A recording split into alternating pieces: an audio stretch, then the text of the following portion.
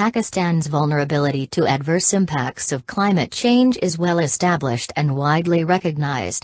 Despite Pakistan's diminutive contribution to global GHG emissions, it is among the top 10 most climate-affected countries of the world, as indicated by the Global Climate Risk Index developed by Germanwatch.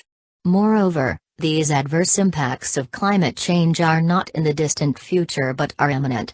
Indeed, these are already occurring as Pakistan has started suffering with ever-increasing frequency and ferocity of climate-induced catastrophes.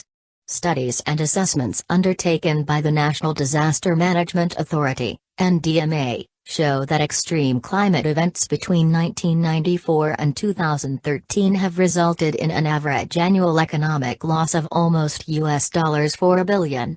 The last 5 floods, 2010 to 2014, have resulted in monetary losses of over $18 billion with 38.12 million people affected, 3.45 million houses damaged and 10.63 million acres of crops destroyed.